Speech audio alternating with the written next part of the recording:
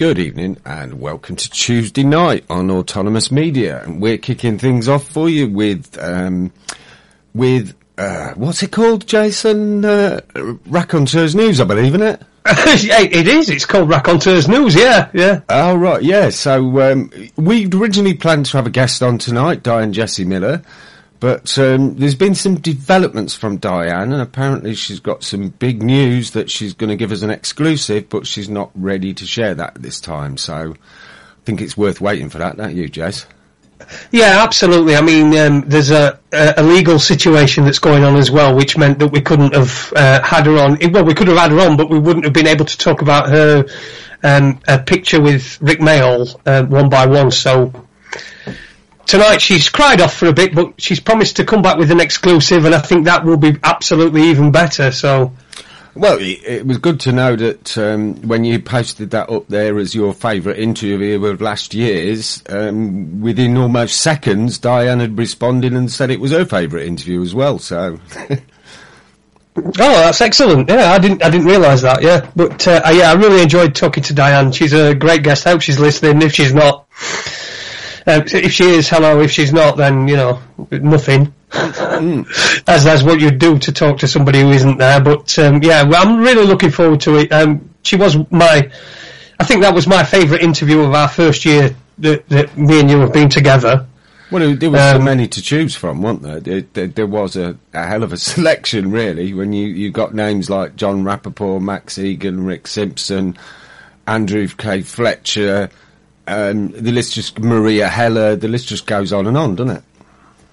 Yeah, and because I've got antiphospholipid syndrome, I'm in a group on Facebook, an APS group. Right. That's a closed group, so anybody who's not in the group cannot see anything, and it's completely private and it's really good. Okay. And I've been pushing inclined bed therapy.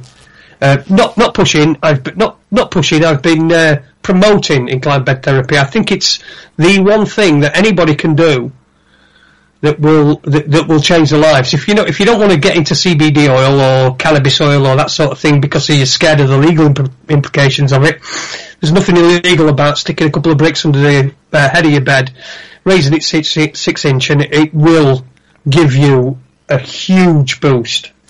And for anyone who's concerned about the fact that it is entirely free to do it, I know that puts a lot of people off. So if you are worried about that fact, just send us £1,000 cash in a brown envelope, and we'll send you a couple of bits of wood or some old books or bricks or oak we can find to prop your bed up with.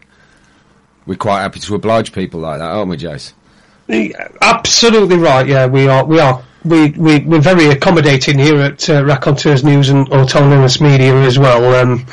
A bit of a shame about Ada's show last night. Yeah, it was just a nightmare. Unfortunately, because we'd got the lineup we needed to update Aid's Skype, and as soon as he went up to update its Skype, it decided it wasn't going to play. So, thanks to good old Billy Boy Gates, we didn't have a show last night, but hopefully Aid will have that sorted out and plenty of time for next week. I'll certainly be available to help him, and I know there's plenty more that will be. So, yeah, we should have him back up and running. He's got. I know he's been speaking to someone about fracking, who's hopefully going to come on with him next week.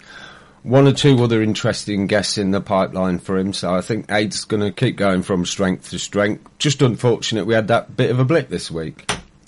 Yeah, absolutely, and it's happened to us many times, hasn't it, where we've had to cancel a show because we've had problems with Skype and things like that. So if you're listening, Aid, love you, brother, and I'll see you, very, very soon, I hope, and thanks for my counterbalance back as well, which is always good, because now my mic's on like a really big boom thing, and it's quite heavy. And I use another mic stand as a counterbalance, and I'd lent it to Aid, but he's giving it me back because he's bought his own. So if you're listening, Aid, thank you very much for that. And, we look forward to your next show. In fact, I was sat waiting for his show last night with bated breath, and I turned it on, and then I saw in the chat room that you'd put, Aid he can't get in, and it can't be done. So a bit disappointed, obviously, because he's always good, Aid. So, look forward to next week. I mean, people, everybody I spoke to about Aid's show has always said how passionate he is and how they love the kind of stream of consciousness that comes from him. If you think he's passionate on the show, you should have heard him trying to fix his Skype last night. Yeah, absolutely. Yeah, he's a great guy, Aid, and do you know, I'm going to take full credit for waking him up and turning him into this monster, because it's a monster that he wants to be, and you know, it has cost him a couple of personal relationships and things like that, but I don't think that he'd go back in any way, shape or form. Sorry. Excuse me. Absolutely. I'd just like to say welcome to all the new faces in the chat room tonight. We've got a busy old chat room, and interestingly enough, we've got a return visit from a guest called Jesus. Does that mean that's the second coming? I don't know. Actually, I think you're getting it wrong. I think he's Spanish, and it's actually Jesus. Jesus. Ah, right. Yeah. That makes sense, yeah. We got a bit of a Spanish contingent listening out there in the mountains in the north. But we've got Gaz joined us tonight. That's a mate of mine who I haven't seen for a while. He's listening in and bopping away to Tony's tunes in the kitchen. So welcome, Alan and Muddy. Good to have you listening. We've got Dave Iron in the chat. Dave's popped in occasionally from time to time. And we've got a guest, SKG from Worthing. So, I hope they'll be listening to us and sticking around at 10 o'clock for the happy hour, because, well, I'm not quite sure what they've got lined up tonight, but as far as I'm aware, the plan was that Freeman Jack was coming on as a guest, and, well, it quite tickled me when they told me what he was going to talk about. Apparently he's going to be talking about poop. So, for anybody who ever wants to level the accusation about Freeman Jack talking shit, you might just get it right tonight. But, no, there's some interesting information they've got to share tonight, and it's something we touched on a long while back with Sarah Goodley, so it's not information that's totally out of the blue for me. It's something I've heard about before, but looking forward to hearing Jack's take on it tonight. Yeah, that should be interesting. It's always an interesting listening to the girls. Mm-hmm. I've only listened a couple of times when I'm at work, and it's sort of like being background music and noise, background noise. But I have been taking notice of it, and I'm really happy that they've not gone all right wing like a few of the people that have been knocking about in this truth movement for quite a number of years, who've suddenly turned all right wing. Yeah, just a little bit more on that, Jason. What do you mean by turned a little bit right wing? Well, for example, InfoWars have gone completely behind Trump, and they've gone all in with Trump. Really, if Trump fails, they're destroyed. InfoWars is done. I don't suppose it'll matter to Alex Jones, because he's already got his nest feathered in every which way that it possibly could be. Mm. But I've also noticed as well, I had a bit of an interaction on Facebook, on the Book of Faces today, with Daniel Bostock, who seems to have gone completely right wing, and I did make a comment that I don't know what triggered his right wing assertions, but I do think it's a little bit unpleasant. I don't, you know, we're at a point where he's at a point, should I say, not we're at a point, because I'm not, and nobody that I really associate with is, but he's at a point where he's blaming Muslims for everything, and I didn't really expect that of Daniel. No. And I know that Daniel did some really good work early doors, and he built his YouTube channel up, and I do remember he's got like 40,000 subscribers, and then suddenly to flip like that, I just cannot understand what's behind it. It's just gone. He's just gone from a peace-loving dude into he seems to have gone Trump major. Whether he's listening to InfoWars and being influenced by InfoWars, and that's what's caused it, I don't know. But it's something that's concerning, because I met Daniel, and he's a nice geezer. I met him outside Tom Crawford's court date in May of a couple of years ago. Right, yeah. I met up with him and I said, we said hello and chit-chatted, and he's a really decent enough kid. I say kid, I mean, I'm 46, I don't know how old he is, in mid-30s, but he's, it just seems to have gone all right wing and everything, and I didn't see it coming, which is one thing that perturbs me, and secondly, I'm a little bit concerned about the influence that he's been able to build up prior to that, with his 40,000 subscribers, without doing any of that, without going all right wing and doing things like that. He's built up 40,000 subscribers, and suddenly he's then turned. Now, to me, that raises a flag. It raises an alarm. I don't know what that alarm is, but it just raises an alarm inside me. And I'm just a little bit. If anybody wants to see, if you go on Daniel Bostock's Facebook account and you go on to, I think he'd put everywhere that Muslims go, they've made it into a shithole. Yeah. And I just all I did was I said, well, I lived in Dubai, and Dubai's not a shithole, and that's Islamic, and so that just scuppers your argument completely out of the water. And then he gets all defensive and spiteful and things like that, and it's just, to me, it's just unpleasant, it's unnecessary, and I really don't know what's behind it. No, well, I've found that quite a disturbing trend lately. I mean, I do listen to as many other internet radio shows as I can to get the different perspective on it, but something I have noticed an alarming rise on is... in line with like Rents and InfoWars, so many people have jumped on this anti-immigrant thing, and the immigrants are being portrayed as evil incarnate, when in reality the situation, as we know, and anyone who cares to look deep enough into it will see, it's entirely engineered. It is that way because it's been designed to be that way. That agenda's been pushed very strongly since Tony Blair got into power. And I just see that everybody's blaming the wrong people.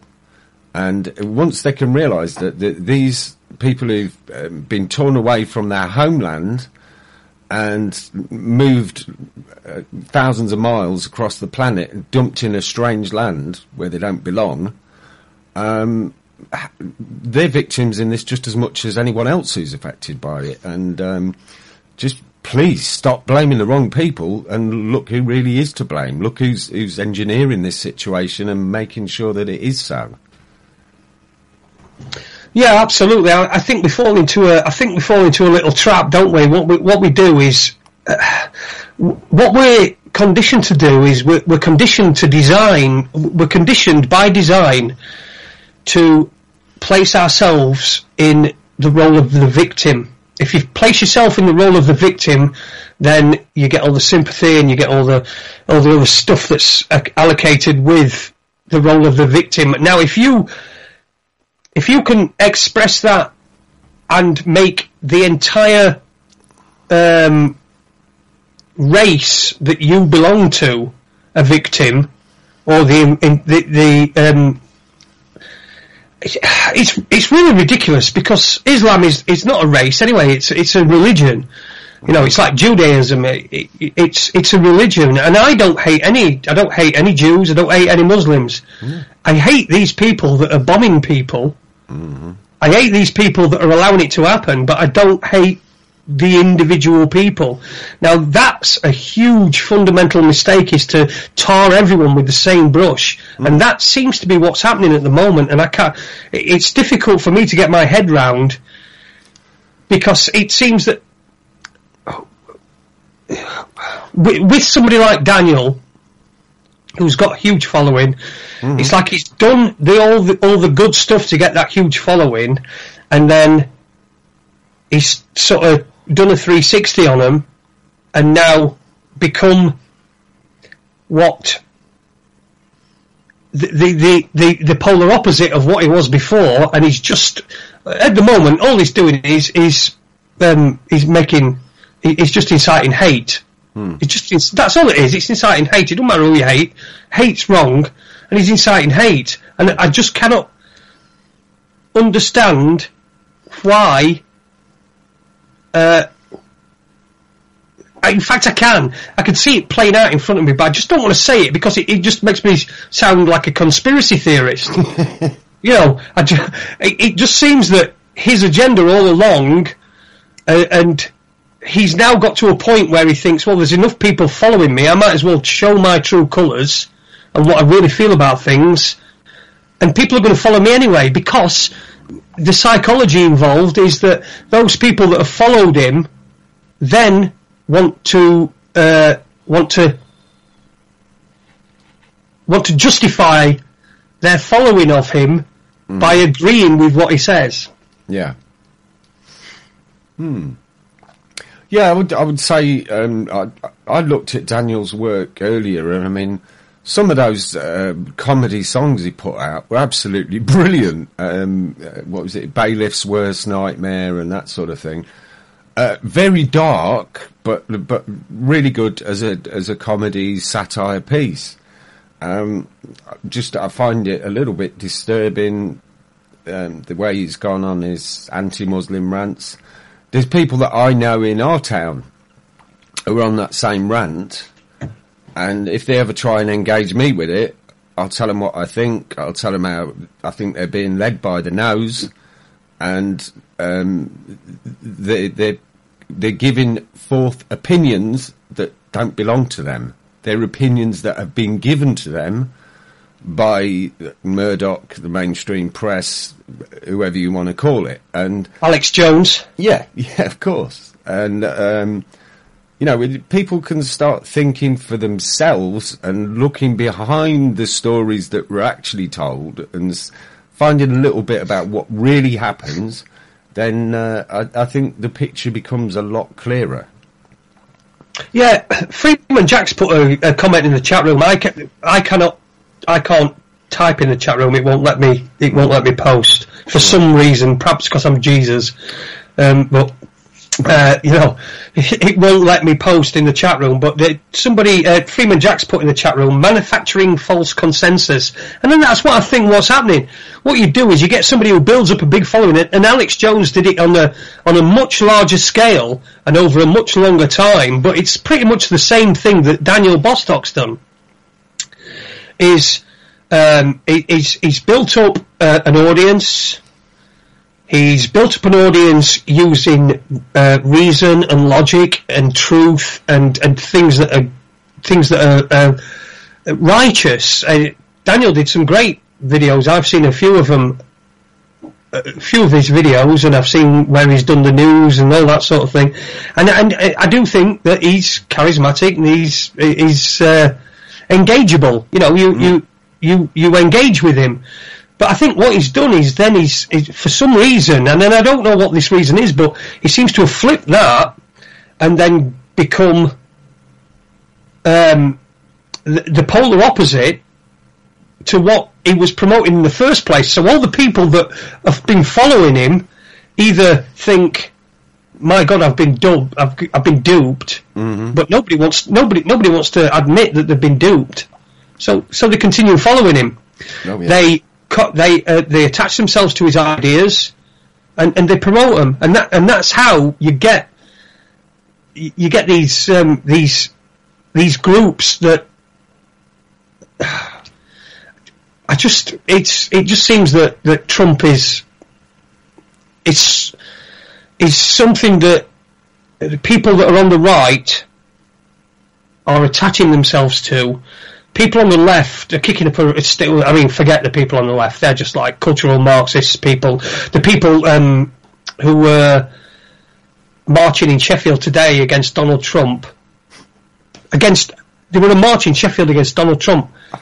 The cultural Marxists. All they are is they're doing what they're told. They have no idea why they don't like Donald Trump. No idea whatsoever. They've not seen any of his stuff or anything. They've got no idea why they don't like him. It's just that they don't want... It's organised so that... We seem to have got to this point, and where we've had pussies. We've had pussies that have been ruling over us, right? They've made us and they've tried to turn us into pussies. Yeah. Okay, so they've tried to turn us into pussies. You can't do anything. Health and safety at work. You know, I deliver stuff sometimes, and sometimes there's health and safety people, you know, who are so afraid of going against what they're supposed to do that they'll even refuse a delivery. Yeah. And it gets ridiculous. And I've got to the point at some times where I've actually said to them, you know, you're a pussy. Yeah. Yeah. Well, and it's just led me to that. Yeah. But we've got this culture at the moment, whereas everybody is jockeying for the position of victim. Mm-hmm. And we've been made like that because if we're all victims, the people that don't think they're victims, they're the victors. They're the ones that people listen to, and that's what we've had. Yeah. Well, that brings me on the next thing that really I wanted to kind of move on to. We've been looking at the kind of how Trump's causing the division, that all kind of seems to mesh in with Brexit. But I noticed there's been a bit of an undercurrent since probably November time, but it's been ramped up this last week, and that's Tony Blair has suddenly come out the limelight, and he's going to explain to people how, you know, democracy it really is flawed because we keep voting the wrong way, and we voted to come out of Europe because of ignorance and lack of information. Hang on, didn't he invade Iraq with that, and Afghanistan as well? Yeah, don't get me started on Tony Blair. I mean, the man's a piece of shit. But again, this is how we measure how the cabal is doing, because they are a cabal, and people like Tony Blair are one of the cabal's minions, and so, but he was one of their most successful minions. That's what you've got to remember. He was Prime Minister of this country for 13 years, was it? Something like that. So he was one of their most successful minions. Mm-hmm. So in desperation, they bring him out again. You know, it's 20 years ago. 1997 was when Tony Blair was first elected as Prime Minister. Yeah. You know, things can only get better. Things can only get better. Things can only get better. What a fucking lie that were. First of all, they got worse, didn't they? Yeah. They got they got better for a bit, and then they got worse. Mm-hmm. And just before they got worse, Tony Blair fucked off and left Gordon Brown to handle everything. Yeah. Yeah. This is the sort of piece of shit we're talking about here with Tony Blair. Well, I just somehow got a feeling last week that there was something going to happen with Tony Blair, because it was a bit of a prophetic moment. You remember when Tony did that extra show with Mark Salon on the Wednesday night? Mm-hmm. Came to the music break, and I think you'd actually called me. I was talking to you, and I could hear the music break playing in the other room, and lo and behold, it was D-Ream and Things Can Only Get Better, and I thought, Tony's playing that? Jesus, there must be something going on here that I don't know about. Yeah, well, I mean, that combined, that song, Things Can Only Get Better, that combines two of the most influential toss bags that has ever walked this earth. First of all, Tony Blair, who stole it and used it as his record for the election, and Brian Cox, Professor Brian Cox, Mr. pseudo-scientific piece of shit dickhead who knows. Sorry, I've got to apologise to Tony. I've got to apologise to Tony. I know he don't like bad language on air, but yeah. Oh my God, we're talking Brian Cox. Have a day off. Yeah. Have a day off. Just don't listen. Why would you listen to Brian Cox? He don't even tell you all anyway. Well, I had to laugh. I saw an interview with him a few years back when I was still watching that Idiot Box, and he was driving in some big 4x4 somewhere out in the wilds of America, the US, and somebody asked him the question about, moon landings and being faked. And he basically said, well, you know, anybody who thinks that is a complete idiot, and I don't want them listening to my show. And I'm like, you arrogant prick. I mean, for anybody who believes that the Apollo moon landings were as described on the mainstream media, if you want a pretty good clue to the fact that it's not as described, I suggest you watch the interview with the 3 astronauts, what's it, Aldrin, Armstrong and Collins, on their return to Earth, allegedly.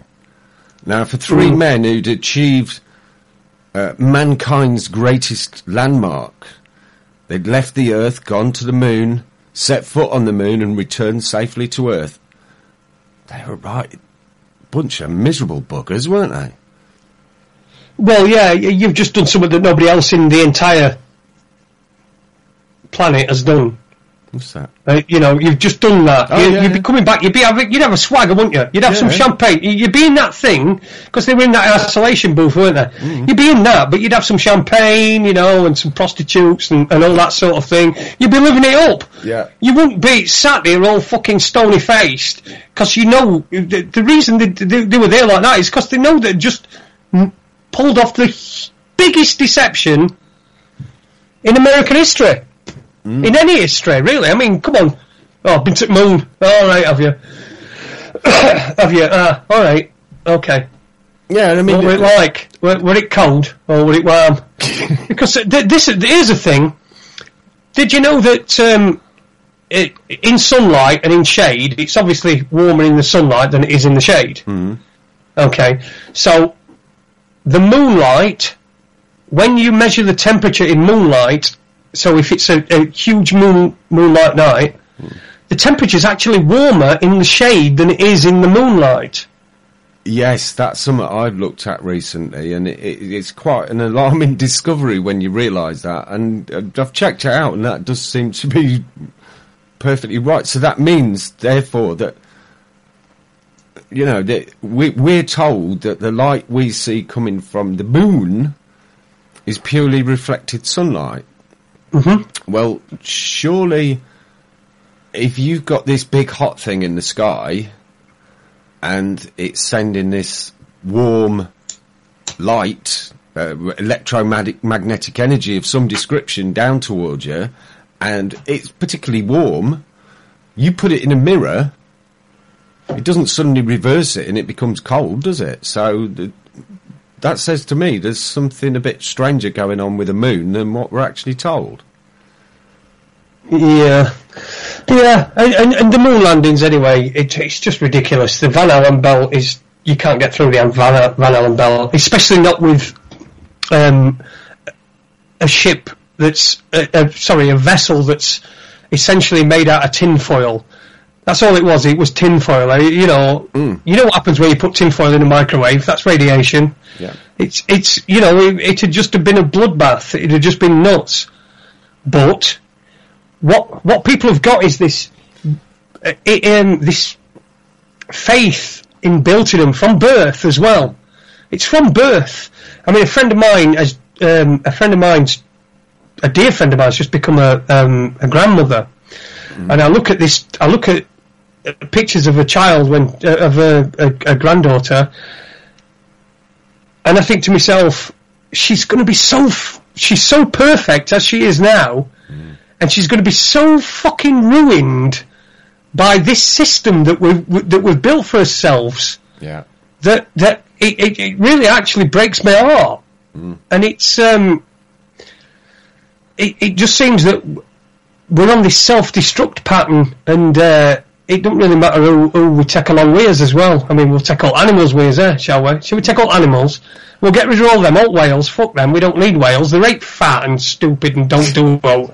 Apart from lay on beaches and, you know, get beached or by... Fuck whale. What do we need whales for? And sharks as well. Imagine you'd be able to go and see at any point without the fear of being, you know, bitten by a shark. These are the things that we like focus on. You know, and yet... Well, we're just killing ourselves by killing everything around us. I'd have difficulty counting the number of hours that I've spent swimming in the sea in my lifetime. And do you know what? I haven't once even been slightly apprehensive about being bitten by a shark. Yeah, that's right. But you're not very good at counting, so that's probably not very many hours. Yeah, probably half an hour, but not very good at counting. Oh, yeah. Oh, it's just stupid, isn't it? Yeah, Susie's put in the chat room that she's not sure the sun is hot anyway. Yeah, who is the guy who's done a lot of work on that? Eric Dollard. I've watched some of Eric Dollard's stuff, and Eric Dollard, never heard of him. Yeah, he's a fascinating guy. He's done a lot of work on electromagnetism, the sun, the moon, the planets, all that kind of thing. But he keeps getting himself set up with a workshop, and then he gets everything took off him and gets shut down, and he seems to be working out of his car on a regular basis. So I hope Eric's getting things in order and able to put things in a way that's easier for other people to follow and understand his work. But yeah, there was somewhere else I was going with that. On the subject of space again, I did see we'd got an article this week in the UK Independent that in a couple of days' time, NASA have got an incredibly important announcement to make about the possibility of life elsewhere in the universe, I believe. Have you seen that one? Well, if I thought that NASA knew anything about space at all, then I might give it some credence, but I just don't think they do. I really don't think they do. I don't think they've got anything anywhere near to being in space. I mean, the International Space Station is a joke. I've seen you've seen it. You've seen the video where Tim Peake, the British astronaut, so-called, was on the space station, and then you see George H.W. Bush, Herbert Walker Bush, the George Senior, was being shown around the NASA Space Center, and you can see on a big screen behind you, and you can see that it's the green screen in Tim Peake. Yeah. You can see it. It's just ridiculous. I've seen quite a few others where they're supposedly doing spacewalks, and you can see the bubbles rising to the top of the tank that they're in. It's just daft, isn't it? Yeah, it's just daft. But like I've always said, you know what I'm going to say now, don't you? We're kept in a childlike state, so that we believe things, right? When you're a child, you're told Father Christmas won't come if you're bad. You know he fucking will. Yeah. Now, you do, don't you? You do now, don't you? You think, God, I wish I'd never listened to my parents, and I had, spread shit all over walls, because I was going to do that, and I thought that would be a good idea to do. But I didn't do it, because Father Christmas were going to come. Wouldn't come if I did that. And so, you think, I didn't do it. Yeah. We're kept in a childlike state. We're still in that state where, when you're a grown-up, you have to just believe what people are telling you, and they produce. I think it's $19.8 billion a year is the NASA budget, and for that money, we get a few photographs, and videos, which are CGI'd. Well, I had to laugh at that conversation we were having. I think it was last week, where we were talking to somebody who really is not interested in UFOs and actually gets quite bored with the subject. And he was saying, I don't believe in UFOs. And then Tony's saying, you what? You don't believe in UFOs? Well, a UFO is simply an unidentified flying object, and there's plenty of them flying about all day, every day. Just because it's a UFO doesn't mean it's alien.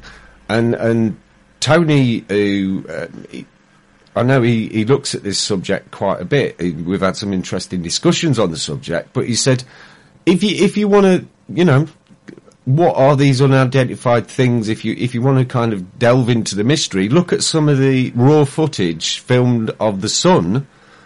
These particular, I can't remember what they call the telescopes that film it, but there's objects the size of large planets getting very close to the sun and sucking huge amounts of plasma energy off there. Now, if you think that's maybe the British Army or the American Army or maybe even, I don't know, the Leprechaun Army from Ireland or somewhere like that, then fair enough. But I'm not aware of any man-made technology that can get anywhere near as close to the sun as that, and particularly if it's as hot as we're told it is.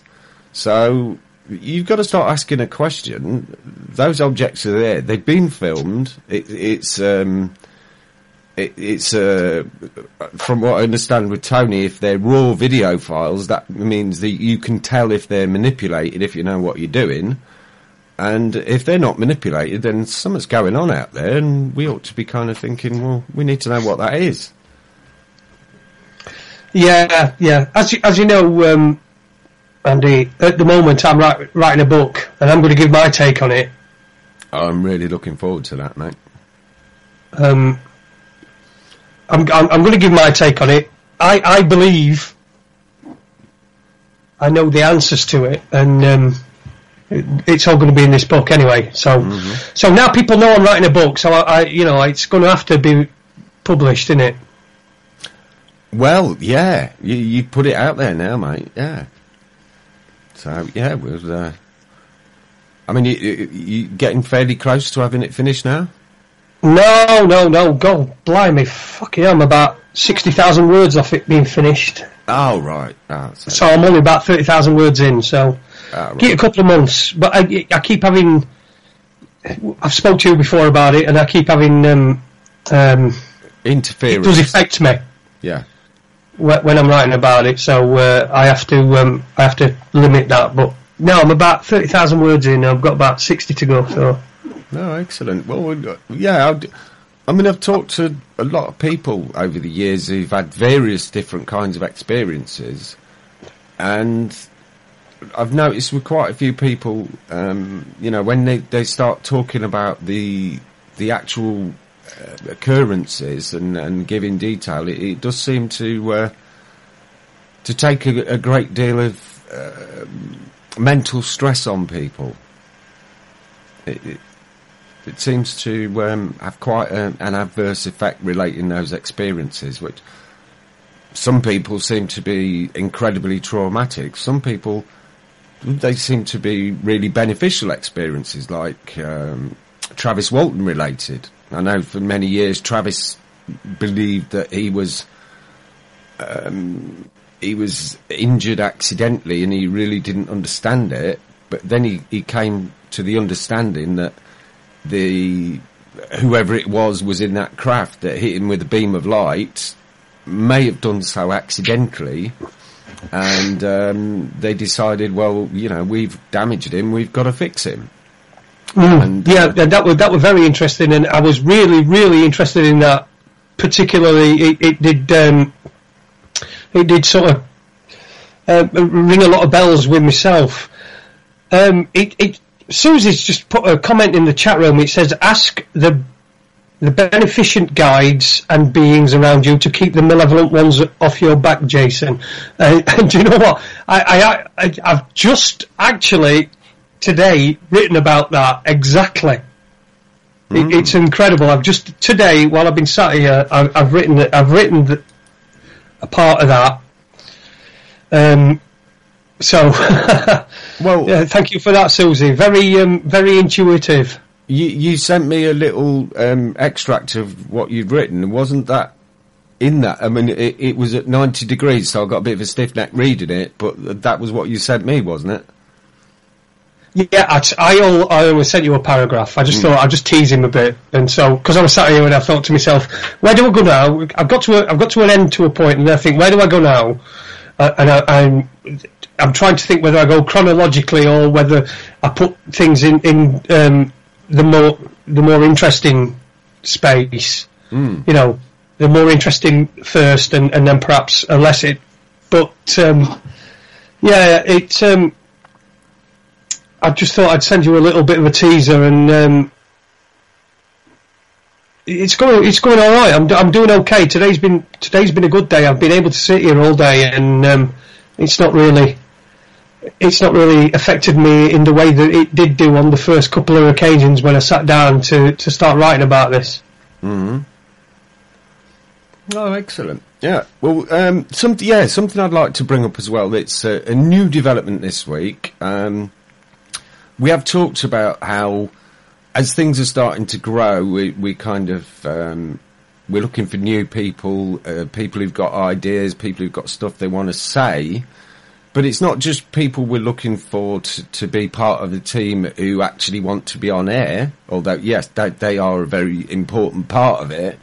But if anyone's got any skills they could contribute, either research or kind of backroom skills, technical skills, maybe writing, maybe even doing some artwork they'd like to put up on the website, you never know, maybe even some poetry. I know we've got a few people who listen who write poetry.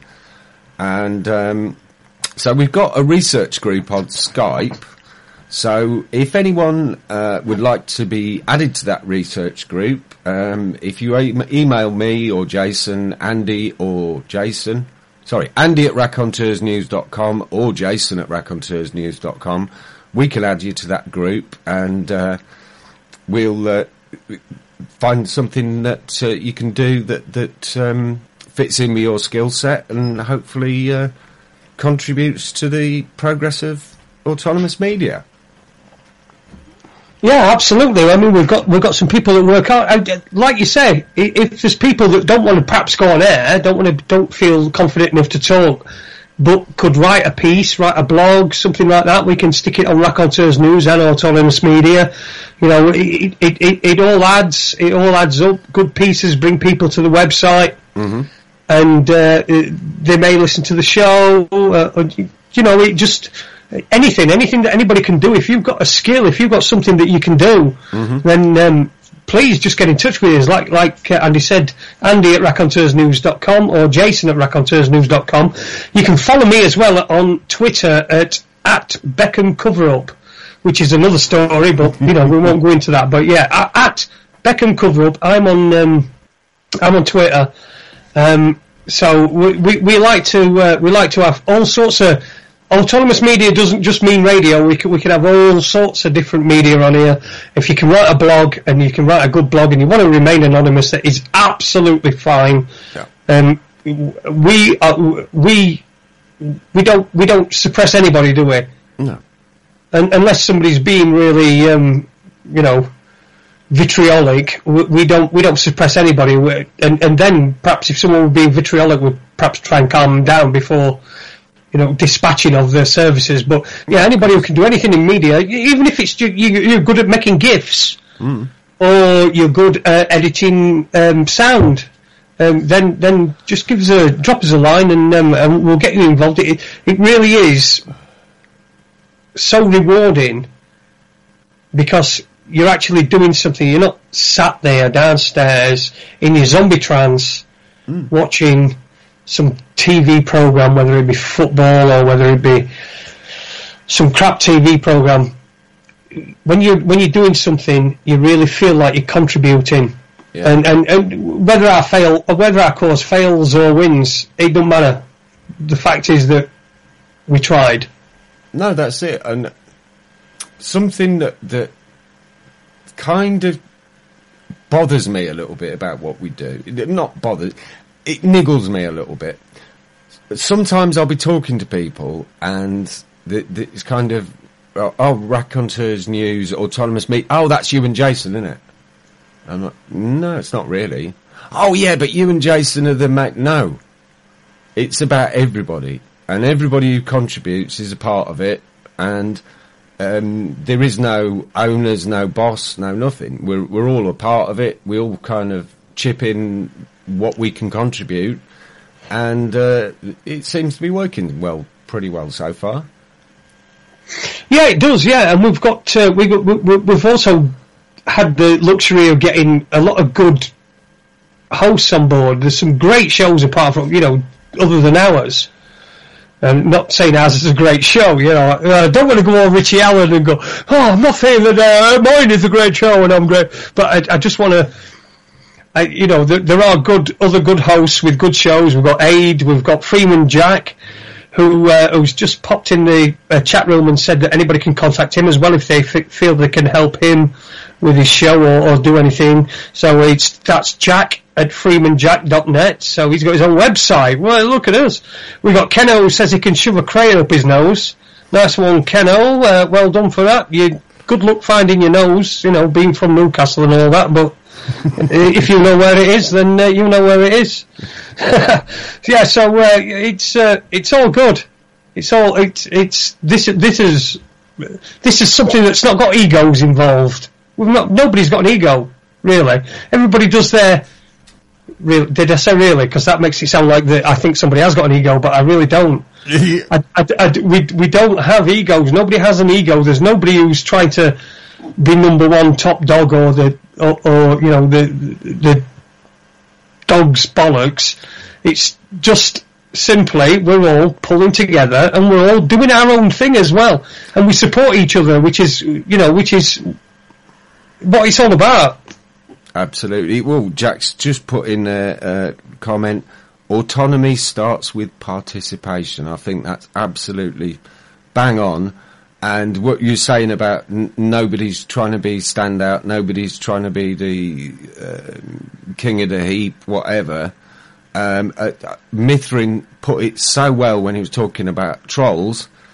They stick out like tits on a fish, and basically anybody who's trying to do that round here would be the same. It would stick out and be so obvious, it would be ridiculous. Yeah, we would not tolerate that. I mean, we've been going a year now, haven't we? Oh, just over a year. I think wasn't January our first raconteurs-news. I think it came up on my Book of Faces memories. Yeah, it was the first one we did in the new year, but I think the raconteurs-news name actually started Christmas week that year, because it did a couple of shows because you were poorly, weren't you? I wasn't very well, were I? So. Yeah. How things change in a year, eh? Absolutely, and that's inclined bed therapy, it's CBD oil, it's all the people that have been on this radio show that have told me things that have changed my life, and long may it continue. Long may it continue. I know this seems a bit like a knob sucking contest that we're having at the moment, but when you have to, at some point, you have to celebrate what you've achieved, and I think we've achieved a lot. Oh yeah, I think we've gone from strength to strength in that first year. I mean, last time I look at the stats of the Raconteurs-news website, I think we'd had something like 36 million hits, and just over a year.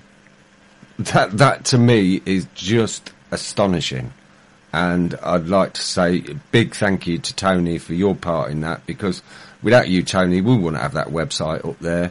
And since then, he's created the autonomous media. Other hosts have got their own site, which Tony's helped with. Doing a fantastic job, Tony, and just awesome, mate. Yeah, he's like a robot, Tony, isn't he? He just works and works and works and works and works and works and works and works and works. And I know that sometimes his social life, his personal life suffers from it, but he's just so determined, and what a guy to have on board. I mean, we just couldn't have anybody any better to be our webmaster and to be really he's the god of all this, isn't he? He's brought us all together and put us under this platform. If it wasn't for Tony, autonomous media wouldn't exist. Well, I had to laugh when you said he works like a robot. I was just thinking of Marvin, the paranoid android from Hitchhiker's Guide to the Galaxy. And I could just hear that voice coming out of Tony, brain the size of a planet, and all they want to do is build poxy websites. Yeah. Brilliant, Tony, yeah. But we've had what would your favourite be from the shows that we've done so far in the first year? I really struggle to pick one favourite. There's so many in there. I mean, for me, Barry Trower was somebody always wanted to talk to, and that was pretty special. David Halpin, I think, was very special. Eva Bartlett, Rob Halford, I really enjoyed that one. Yep, Rob's a good guy. I always enjoy talking to Chuck. Looking forward to having a chat with him again soon. It's a shame he's on so flipping late at night, but... Well, we've had some big names as well, haven't we? I mean, in the alternative media, we've had some big names. We've had Max Egan's been on. Mm-hmm. Who else? God, big names. Andrew Johnson, Judy Ward. Yeah. You know, these were all great. That was a great show. Andrew Johnson and Judy Ward. I mean, I thought the chemistry between us all really worked. If anybody wants to go back and listen to that one, it's Andrew. I don't know what number it is, but it's Andrew Johnson and Judy Wood here on Raconteurs-news, and we really did have a great discussion.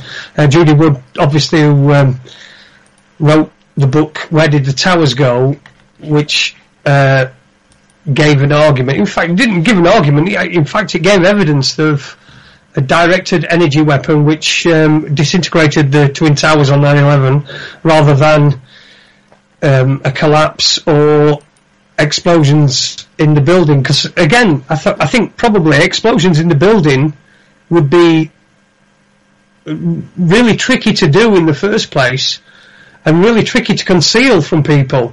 Mm-hmm. Yeah.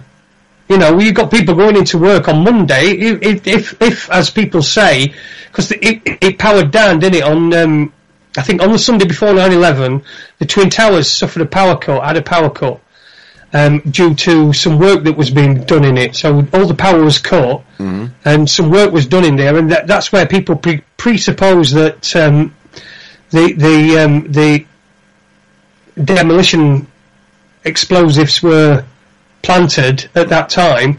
But what they don't understand is that it's very, very difficult to hide demolition explosives. There's lots of wires that have to go about everywhere. Yeah. Okay, so it's a really difficult job, and because you only want people to know what's really happening, you don't want people to. You're not going to get any ethical demolition contractors to put in the explosives and conceal them as well, so that on the Monday when people go into work nobody sees anything, and then on the Tuesday, mm-hmm. you know, people go into work and don't see anything, and then suddenly it all blows up. I don't think that is so. I think the directed energy weapon hypothesis, which is what I consider it, I know Dr. Judy Wood would consider it proven, mm-hmm. but I think that it needs to be examined. Yeah. Yeah, I'm just looking back through the guests that we've had on, and it's an incredible list. You know, Ole Damagard, Edward T. Haslam, the Doctor. Ole Damagard, is that a guy that I put right? Yes, and he thanked you very much for correcting him. Yes, that's right. We had to have a music break while he checked out your information. Yeah. You see, people see even our guests that come on and are telling us things. Even they learn things by coming on Raconteurs-news. Yeah, Diane Jessie Miller was a pretty special one. I'm just looking through as well. Rick Simpson's show is always good. I tell you what, I'll probably get slated for saying this, but in a lot of ways, it maybe wasn't one of the best shows. But I think one of the shows that showed Jason at his absolute best was the John Irwin one. Yes, yeah. Well, you know, I met somebody. I work Thursday and Friday, and I go to this place in Brighouse, and I met this bloke, and he recognised my voice. Believe it or not. Wow. And he said, "You sound like," he said, "this probably won't mean anything to you, but he says, you sound like Jason off Raconteurs-news." And I said, that's because I am Jason off Raconteurs-news. And he went, fucking hell. Oh, God. And he says, I've only just found your show. And he says, I listen all the time. And he starts going on, and he starts asking me. I couldn't get away for about 45 minutes because he's just asking me about all these people, about these people that I've interviewed and all this sort of thing. Anyway, he said to me, give me a show that to just go and listen to, because I've not heard anywhere near all of them. Yeah. So I said, John Irwin. Now, funnily enough, I went back the following day, and he said to me, he says, oh my God, I listened to that John Irwin show. Oh my God. He says, what the fucking hell was going on there? And I said, listen, I don't know, but I thought that would probably be the most entertaining. And then he said to me, he said, I listened to the show that you were on with your mate who you woke up. Yeah. Aid.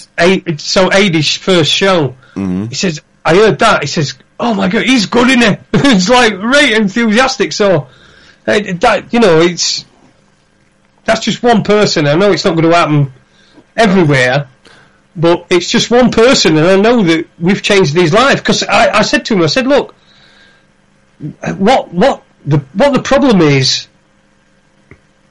with this is that when people first wake up, it absolutely fucks them up. And they can go one or two ways. They can either fuck off back, or they can continue and bear through it. Well, essentially the red pill or the blue pill, isn't it? Yeah, exactly. And he said, it took me about a year. So he's been at this for at least a year. So it took me about a year, and then he said, I almost lost everything because I was just so obsessed. Yeah. He said, but then I backed myself up a bit, and I came off for a while. And I said, that's the key. That is the key. You keep off for a while. You get yourself away. But to be, just to be confronted by somebody who says that I sound like me. Yeah, I mean... That was just unreal. Yeah, I know, it's kind of freaked me out a bit when we've been to meetings at the NAV and somebody's recognised me and oh, Andy, how you doing? I have no idea who it is, but as somebody who's been very anonymous all my life, it's quite strange. I mean, I suppose you must have been a bit used to it being a club DJ for all them years, a bit of adoration and adulation, but it's something you don't tend to get as a truck driver.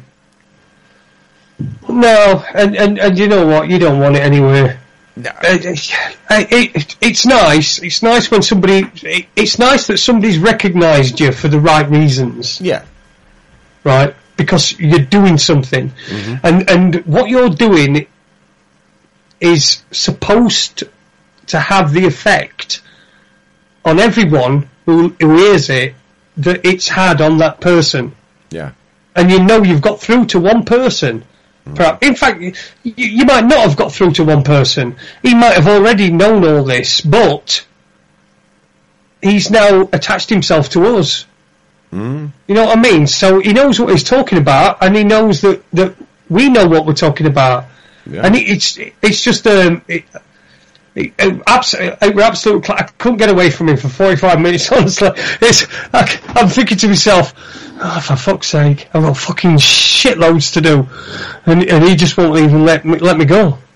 Oh well, you just be wary. He might be listening tonight, Jason. So you don't want to say too much. No, he's fine. He knows what I mean. Yeah, he exactly knows what I mean. Mm-hmm. Yeah, we've had some fabulous guests over this first year, and I've just noticed we're approaching the top of the hour. Top of the hour. Yeah, so I suppose we ought to put a track on. Here you go, Jason. Give us your choice. I want to know whether you fancy something from Gil Scott Heron or The Jam. I'd like something from S Club 7. I I'd have to find something. I'll get you an S Club 7 tune lined up very soon, Jason. Okay, give me the jam then. Okay, let's just get rid of that one then. Here we go. And there's an interesting line in this track, which I'd heard thousands of times before, but it never struck me as being quite significant until I got a jam box gift set at Christmas. So here's the Jammin' in the City, and we'll be back shortly. My name is Michael Obanisia, and I'm the producer-director of The Great British Mortgage Swindle, and you're listening to autonomousmedia.net. And welcome back to Raconteurs-news this Tuesday evening, where there is no guest tonight. It's just Jason and I having a little bit of a discussion about what's been happening in the last year with Raconteurs-news and what we're seeing happening lately in the news. So welcome back, Jason. Hi, Andy. Did you have a good shit? I enjoyed it, mate. I enjoyed it. Sorry, I'm sorry, listeners, for being so gross. That is just so disgusting and so terrible. But I'm not really sorry, but yeah, sorry. Well, that Gil Scott Heron track, I've been itching to play that for weeks. I haven't found the time to fit it in. And you looked like you was out of the room when the jam track finished, so I thought, I'm going to bang that in there, because thanks, Jack, thanks, Tony, for getting me listening to Gil Scott Heron. Really loving that stuff. Yeah, great track. I enjoyed that as well. I just caught the last bit of it as I came back upstairs. But, yeah, great track. So, we covered a little bit about immigration, Trump, Tony Blair. Something we haven't covered so far is something which it seems to be getting a little bit of coverage, but it's almost like all these stupid stories in the mainstream media, like there's a protest in Sheffield against President Trump. I mean, come on. People in Sheffield, you know, do they really care about what happens in Rotherham? Now, never mind what Trump does in America. But no, but it was just a token protest. I think what it were, it were organised by some probably leftist, feminist thing. You know, these groups. Yeah. And it just gets coverage by the mainstream media because it's a divide issue. So yeah, well, the one that's kind of it seems to be being obscured by these silly stories is the fact that there's an awful lot of saber rattling from the US, particularly with regards to the South China Seas. Now they're massing troops on the Russian border. I mean, let's face it. The way things are looking, yes, America is the world's policeman, or they seem to think they are, but they're rapidly losing that status. And I think if they start poking that Russian bear with a big stick, they're going to come off quite badly, you know. It's going to look after the honeypot quite well and repel any invaders. And, you know, Russia and China together, it's just a phenomenal force, and I think it's a very dangerous game they're playing. Whether there's any real intention of starting anything, I don't know. Are they really that psychopathic? Probably. What do you reckon? Well, I think you know what I reckon. I reckon it's just all a big stage show to keep us all occupied. I think, yeah, you're right. If Russia, if America felt, if Russia felt threatened by America, you see, Russia's, as it's playing out, as we're supposed to view it, is that Russia is stood there, he's the guy that's defending himself. The other guy is America, and he's coming up and he's looking him in the eyes. Right? You know, they're squaring off. Yeah. But it's not Russia Russia's just defending its own land. Whereas America's right in its face. America's got bases everywhere. Yeah. Russia's got one base. Mm-hmm.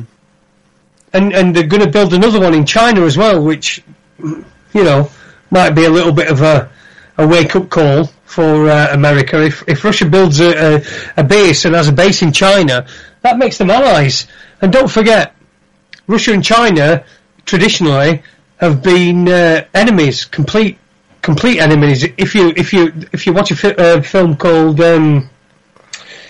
I think it's called the Russian Cosmonaut Conspiracy. And what happened is the first person in space wasn't Yuri Gagarin, it was Vladimir Ilyushin. Yes. And Vladimir Ilyushin, you'll know the word Ilyushin because Ilyushin is they make planes. Yeah. Right. So Vladimir Ilyushin was the first man in space, but the mission was a complete failure. Mm-hmm. And if you look at at the time, Russia and China were mortal enemies. And what happened was Ilyushin, his craft fell and crashed in China, and then he was treated in a Chinese hospital for his injuries. And then they had to put out this story that Vladimir Ilyushin, this Russian bloke, had been driving his car in China, the mortal enemy that doesn't even allow fucking Russians in, and then they, recuperated him and everything, and it just don't make any sense. Well, that's a bit like saying Gary Powers was on his holiday in Yosemite National Park and he got lost when he crashed in Russia or wherever it was, when he was shot down in his U-2. Yeah, I've never heard that one. No, you've heard about Gary Powers getting shot down. I know Gary Powers, he was in a U-2 spy plane, weren't he? And he got shot down over Russia. In fact, he got shot down over Moscow, didn't he? Didn't he land in Red Square? Doesn't that just say something to you? No, I think he actually lands in Red Square. I think that was somebody else, wasn't it? Yeah, but again, if someone's landing in Red Square, it's orchestrated. You're not landing in Red Square by accident. Yeah. How big is Russia? And they land in Red Square. Krasny Blushit, which is what is Russian for Red Square. Russia's really big. It's bigger than Yorkshire, isn't it? Nah, it's not bigger than Yorkshire, no. Ah. It's big, but it's not bigger than Yorkshire. Hey, I tell you what, I'd always love a challenge, and I see we've actually got a challenge in the chat room for you, Jason. When you mentioned your book there, Tony reckons you're a big tease. He said he's got his credit card waiting. He said he wants a sample on air now, and he's up for 20 quid. How are you fixed, mate? Well, just send in that picture I sent you earlier. You can have 20 quid for that. That'll be 20 quid's worth. Right, I'll send him that after the show then. And also we've got Mithrin's chimed in, because Mithrin, I was saying about the top shows we've had, Mithrin's been going through and picking out some, and picking out the best bits so we can do some little Vox Pops edits. And he's come up with 3 there. He's come up with Dr. Sarah Myhill, and Dr. Sarah was a good one. Guy Taylor. She was good, yeah. Quite a few appearances from Guy over the last year. And, one of my favourites there, Michael Obanisia. I mean, that, for me, was a top show. I'd been wanting to talk to Michael since before I even started doing radio. I just admire the guy, his passion and his depth of knowledge, particularly about ancient English or ancient British history. I could just listen to Michael all day. And hopefully, if we can get him back on soon, I'd like to get him to talk about ancient English history. I know he's very busy with the Great British Mortgage Swindle at the minute, and I'm sure we can cover that a bit, but I'd like to get some of that because there's some fascinating information in there. Yeah, absolutely. As well, I contacted today, when, because Diane Jessie Miller postponed on us for only 6 weeks. She's going to be back in 6 weeks. She's going to have a world exclusive here on raconteurs-news on autonomousmedia.net. So she'll be back in 6 weeks, so it's only a postponement. But I contacted Max Stoutley, and just to see if he were available to talk about, because I know he's a bit of a flat Earth buff. Oh, I didn't realise Max was into that. Oh, did you not? No, did you not hear him when we were at Nottingham? Yes, he did. He said something about. Yes, he said something about shape, didn't he? Yeah. Yes, I've forgotten about. And so, anyway, I invited him on, and he said he'd got a prior engagement, but he would love to come on in future and talk about the flat Earth, and it's something that I'd like to cover. Mm-hmm. Just simply because, well, I think we should cover everything. Yeah, I mean, we've had people trying to push us to do flat Earth shows in the past. I've resisted it, but if you think it's time, Jason, I'm happy to go along with that, and we'll get him on and see what he's got to say. I mean, there's plenty of people out there talking about the flat Earth with quite a bit of authority. Might be an idea to, after we've had Max back on, to get Max Egan back on, because he seems to roundly debunk the flat Earth and doesn't have a lot of time for flat earthers at all. But then and yet he was the guy that was on the plane, and he got a compass that saying they were going one way when the flight information screen was saying that they were going another way, and so that makes me suspicious. Not of Max Egan, just suspicious. That's all. Yeah. Of what his intents are. But no, I think it's something that deserves to be. I think we should talk about it at least. Let's talk about it. I'm not on board. I'm not a flat earther. I don't really care. The more important thing is who's controlling us, rather than what shape we are. That's it. Yeah, for me too. But I think it's interesting, and I think it will develop as an audience.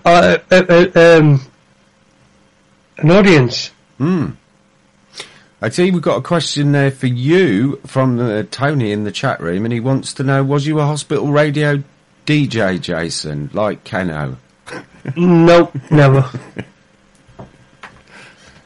I always got paid whenever I played records. Oh yeah, and on the subject of getting paid, Mithrin reckons we're on working a bit of a flanker tonight, so he reckons we're splitting the guest fee between us. Well, £2.50 each is not to be sniffed at. Bloody hell. That much? Yeah, that much. So we've only got 40 minutes left till Tam and Tina turn up with the happy hour. So what are we going to cover in the last 40 minutes then, Jason? Well, let's have a look what's in news. Mm-hmm. I did see a rather amusing story about some guy in America who's he's got multiple wives. Oh damn, the story's gone now. But he got his wives to see if I can find the story again. No, it's gone. It was about this guy who got his wives to pose as ninjas and murder somebody, which was quite a bizarre story. I thought. I believe it was somebody who he'd assaulted years ago, and he got 3 wives, and he got them all to dress up in black and go around and kill the whole family in this home. It was quite a strange story. It does sound rather strange. Can I just move on to a different story? Yeah, please. This was something that Heath sent me. Yeah. And this is quite disturbing, if I'm honest. It's a Sky News story, and it's the pie-eating goalkeeper Wayne Shaw forced to quit Sutton United. Now, what happened was Sutton United, were a non-league team, had drawn Arsenal in the FA Cup. Okay. Now, their reserve goalkeeper had to be, because of Sutton United's, they can't afford to pay anybody or buy any, get anybody. It's the you know, they're a non-league team. Yeah.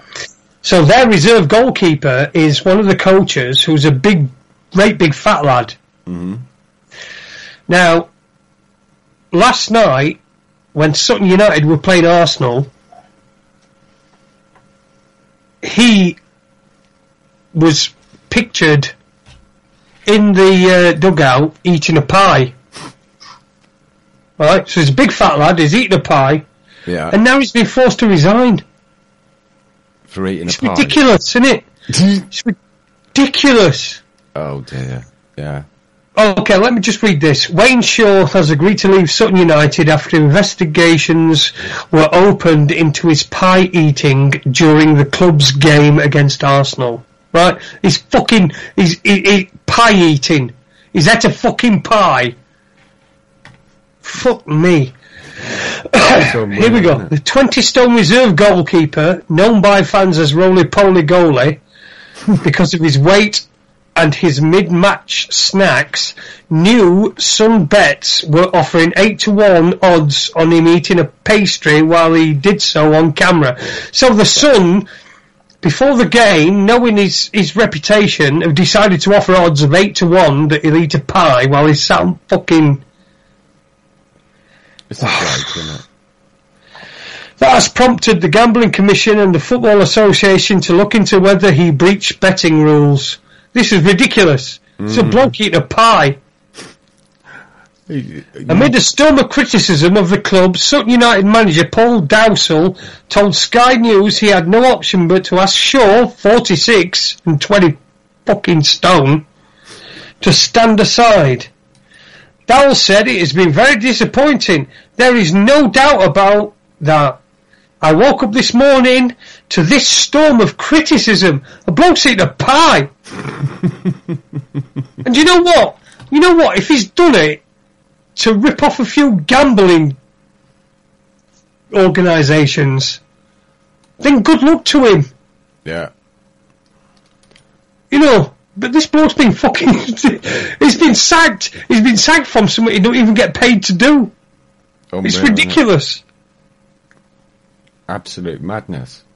I mean, doesn't that kind of make a joke out of the whole football thing, really? Oh yeah, football's ridiculous. It's a complete joke. Yeah.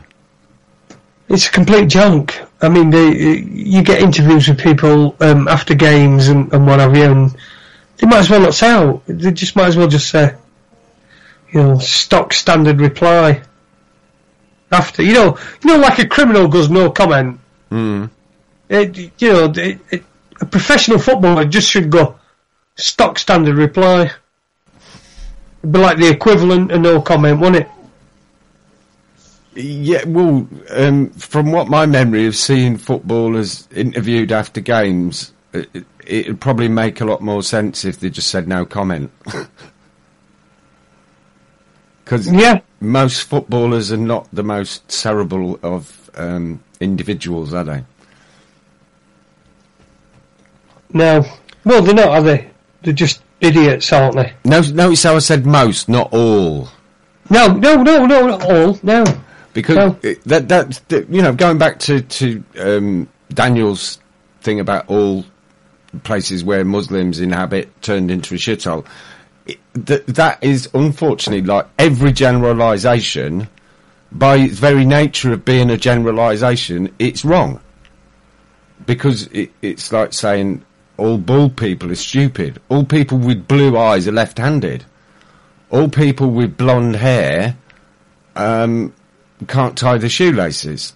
They're just patently ridiculous statements, but if it's printed in the Daily Mail, people will believe it. And that's a sad factor in it, though. Mm. Is that people will believe that, and people like and really the people like Daniel Bostock, who have got a lot of people that follow him, and he's got a lot of minions. I mean, I got a lot of Hasselhoff people that were, you know, I did get some support as well, but I got a lot of Hasselhoff people from different people. So he's got his minions. Once once you've got that sort of support where you've got 40,000 subscribers that'll, read just about whatever you put in and at least see it, then you've got responsibility. And if you've got that responsibility, you need to really, he's just gone nuts. He's just gone all Trump. Yeah. And while I applauded Trump's Trump being voted in, it weren't like I thought that he were going to be I didn't think he was going to be a messiah.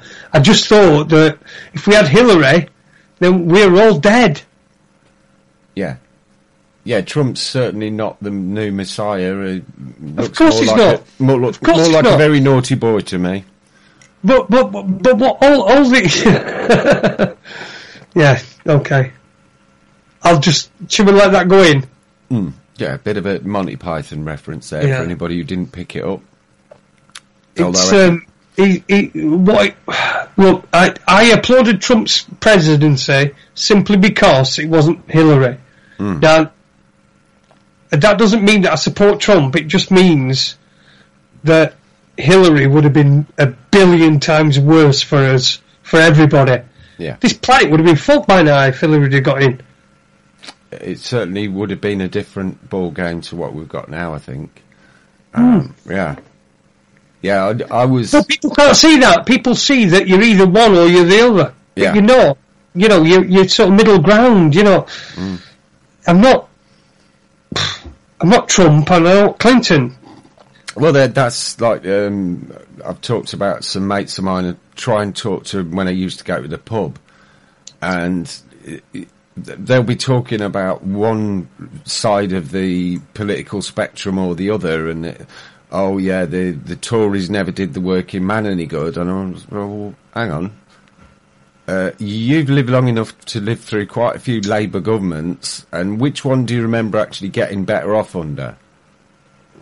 And they're stumped for an answer. But they still can't see how they're being taken in by this false paradigm.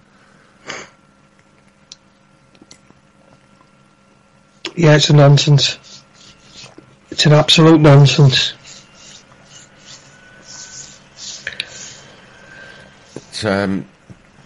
We're taken in by this paradigm because we're stopped from growing up at the adolescent phase.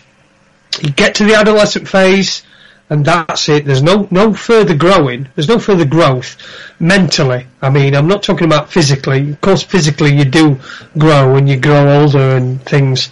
But mentally, if you're stunted at a certain age, and if you can't see that, you can't get out of it. You know what I mean? You can't. If you don't know you're in prison, how are you going to get escape? Mm. And it's the same thing. We're brought to this age, 18, 19 years old. Look at how we're advertised to. We're advertised by cartoons, by silly voices, by meerkats. But it works. Mm-hmm. Right? So they're going to continue doing it because it works. And the reason why it works is because we don't grow up and we don't go, actually, do I really want a fucking meerkat telling me how much my car insurance is going to be? No. You see, we don't grow up. No. We're always kept in a state of emotion. All the TV programs, all the radio programs. Just listen to Nicky Campbell on the 5 Live, and he will say, "Oh, we had such a powerful interview. It might have been dog shit. It might have been all lies, but it was right powerful." That don't. To me, that don't make any sense. Why would I care whether it were emotional or it were powerful? I want to know if it's fucking true. Then I'll listen to it. But that's not where we're guided to. We're guided to somewhere where our emotions can be manipulated so that what we do is then we don't go, actually, that sounds like shit. What we're doing is we're being guided by our emotions. And when you're in an emotional state, you can't think. No. Intellectually. You can't. It's impossible. When you're in an emotional state, you can't think intellectually. It don't matter what fucking emotion it is, whether it's love, joy, fucking this, that, fucking fear, hate, whatever. It don't fucking matter. When you're in that state, you can't think intellectually. No. What you're doing, you're thinking using that emotion. And that's how they fucking get us. Yeah, yeah. And everything's emotion. Oh, it was a very powerful interview. Nicky Campbell, do you know what? Every fucking day, I have to think of an excuse to not go and find him and fucking smash his face in. Because he is just... He is infuriating, isn't it? Yeah. Oh, God, it's just like, all you're doing is you're winding people up. Yeah. To a point where they're starting to cry at something that's nothing to do with them. You know, they're watching TV, and they're watching... It does that family reunion thing, right?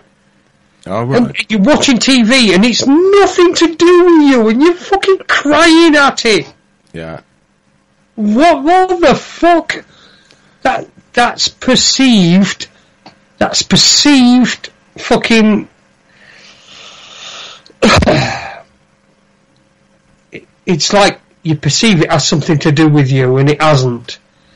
And because the NLP, the neuro-linguistic programming, and all the language that you're using is designed to draw you in so that you perceive that it's relevant to you. And it's not. It's not relevant to you. It's not relevant. You know, somebody on telly who meets their long-lost fucking brother that they saw last in 1942 during Blitz, and they've not seen him since, and they come and see him, and that. Yeah, that's an emotional experience for the people involved. But what the media does is it makes it relevant to you. It makes you feel like it's relevant to you, and then you start crying about it. And it's just nuts.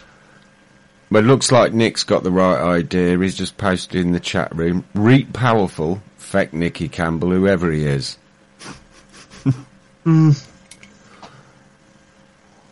It is. It's just absolutely nuts. Yeah.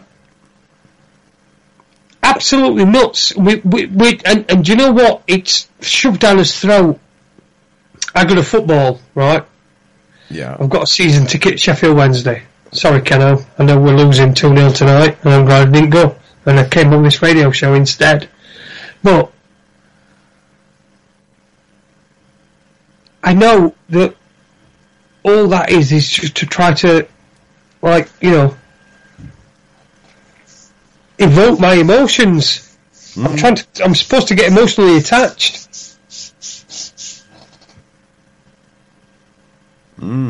Yeah, like Susie says there, we need to hone our intuition and our discernment. And I think that is something we could all do with working on, really, don't you? Oh, absolutely. I mean, Susie's got it down to a T, hasn't she? Yeah. I mean, you can bank on Susie. She'll get you where you need to be. And she's also very, you know, very open to cannabis, shall we say. Well, I'd say a big advocate of it. And, well, aren't we all really at Autonomous Media? I don't know anybody who's got a downer on it, and I think most people are actively supporting the cannabis movement. Because let's face it, it's proper medicine, isn't it?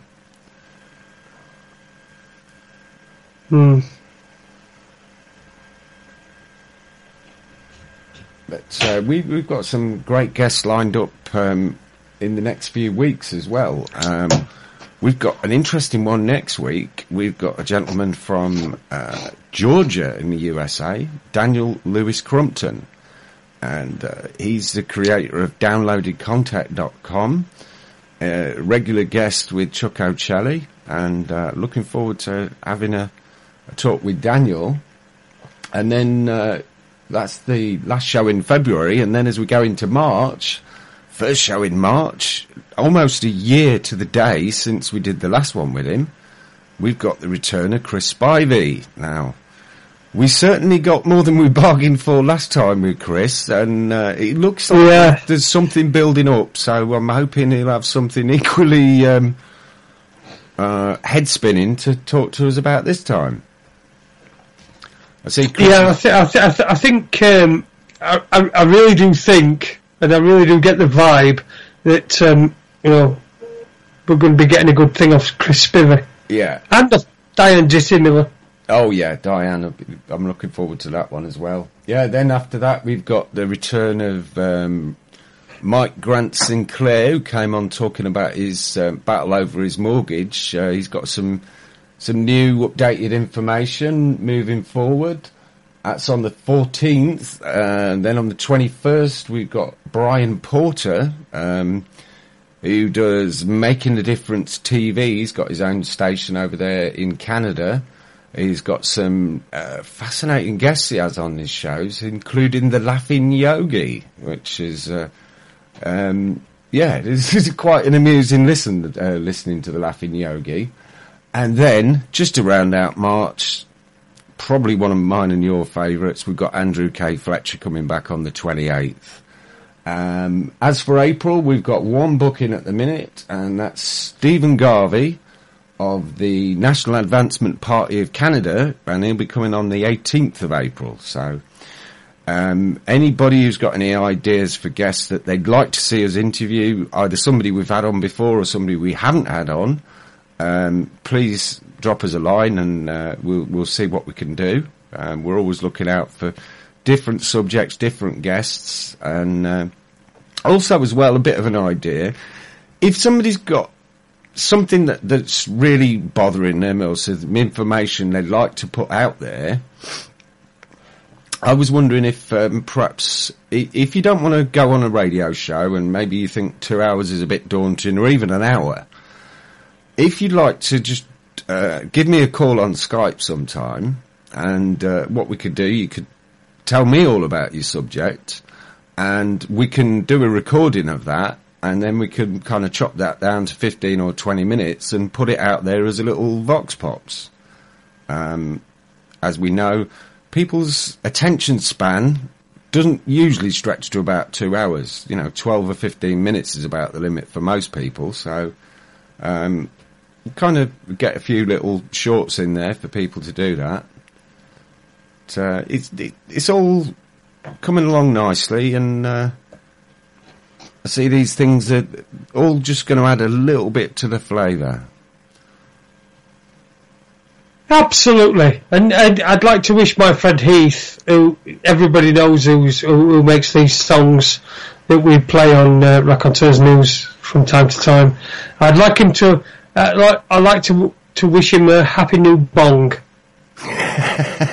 He just sent me that message. He sent me this message. He said, "Wish me a happy new bong." So this is not me. It's him. It's him. It's him. Right. Happy new bong, Heath. Hope you'll be very. He says it's green and it really works.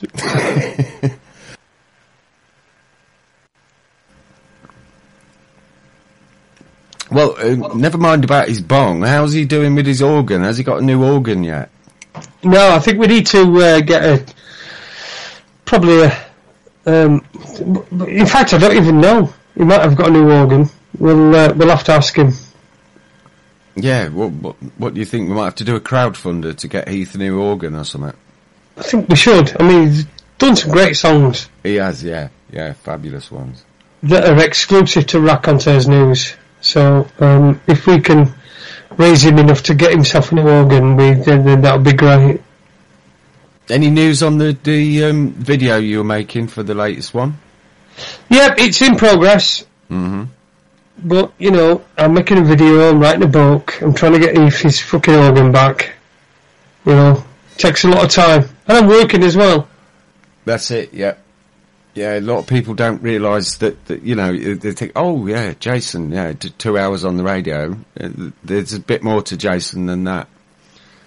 It's like we do 2 hours a week, but the kind of backroom stuff that's involved in that is just virtually non-stop. I can be getting ready to switch my computer off at 4 a.m. and Skype will ring. That's the way my life is at the minute.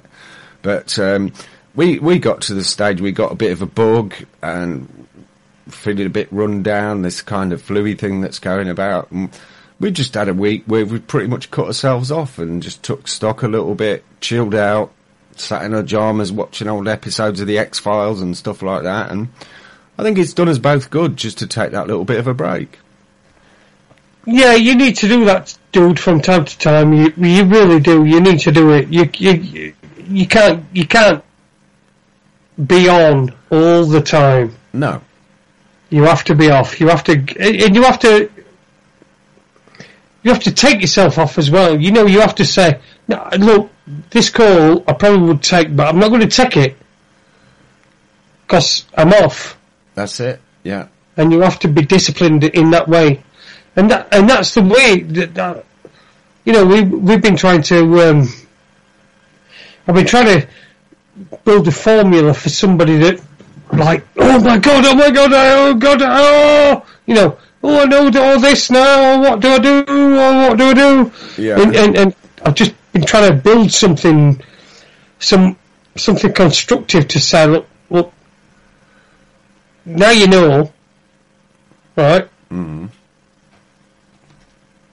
Just start here, and then go to here, and then go to here, and then go to here. I know that sounds like, it's like, but it sounds like I'm fucking trying to move them to one area or another, but it's not that. It's just that I'm trying to make it, I want to try to make it easier for people, because it is difficult.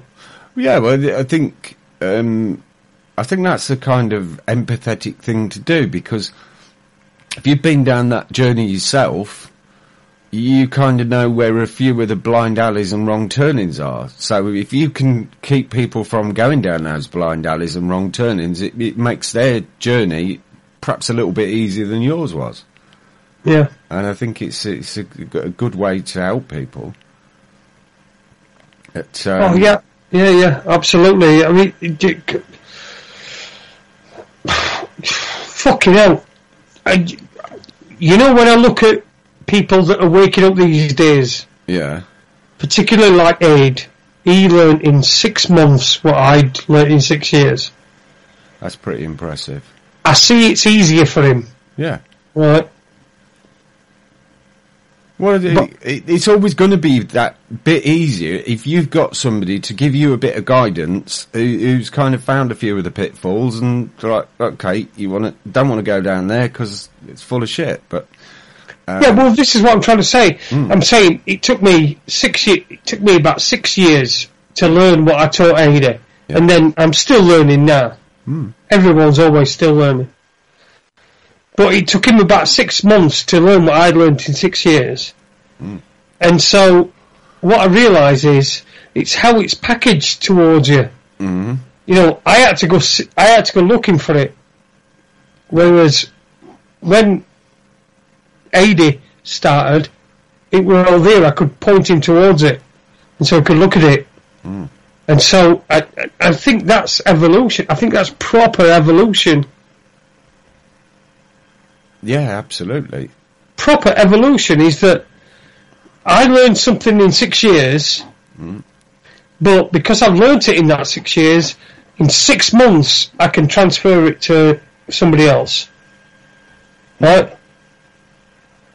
Now, I think if you do that, put that along a line, soon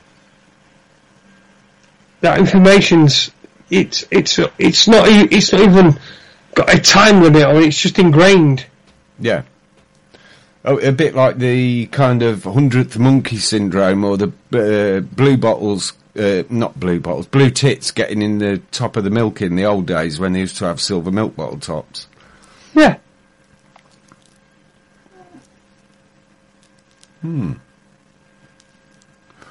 Well, we're coming towards the end of the show, so do stay tuned, folks, because Tina and Tamara are going to be up at 10 o'clock with the happy hour. We've just got another 10 minutes to go, so anything we've not covered that you'd like to cover tonight, Jason? No, I don't think so. Well, here's one I've noticed that seems to be cropping up on a few of the headlines again. This jungle camp at Calais. It's been shut down 5 months now. And it appears that closing that down was about as much shooting yourself in the foot as it was when they closed the mental health facilities in this country and started that oxymoron of a policy called care in the community. In reality, what it meant was close all the asylums, kick everybody out, and just let them get on with it. I saw some people wandering the streets that were totally lost. They'd no idea what they were doing. And it was dreadful. And it seems that now this camp's been closed in Calais. People have been dispersed all over the country. There's a lot of them sleeping rough in Paris. But it appears they're now starting to congregate around Calais and Dunkirk. And you're getting the same problems. They've just been moved from one spot of ground to another. So it looks like it was just a gesture that did nothing. Well, what you get is an area like in Calais where they had all these immigrants that have been displaced by Western powers bombing them, right? Yeah. Which is true. Can't get away from that. And what they do is they get into these ghettos and these areas and they make them into little parts of where they come from, right? Mm-hmm. Yeah. Which is fair enough. It's what people do. What would you do? You know, if you found yourself in somewhere where you didn't know where you were, you'd try and get a group of people that were from where you were, and you'd try to make a little establishment of your area in that area, right? Yeah. But what's happening is that that's not being allowed to happen because of the secular society in France. It's not being allowed to happen. Mm-hmm. Now, France has got a secular government where religion and power are separated, which I completely agree with. Mm-hmm. But what's happening is you're getting people in areas. You're moving them from places where they're contained and they're doing what you expect them to do. They're setting up a camp and they're doing that. You get the odd people trying to get a camp. What you do is you go in, you obliterate that. You just shove it that problem completely all over everywhere. You scatter it everywhere. There's no way you can control it. And there's no way that you can. You can know where everybody is because you've scattered it all over. You've made that area illegal for immigrants to live, and so you've scattered them everywhere.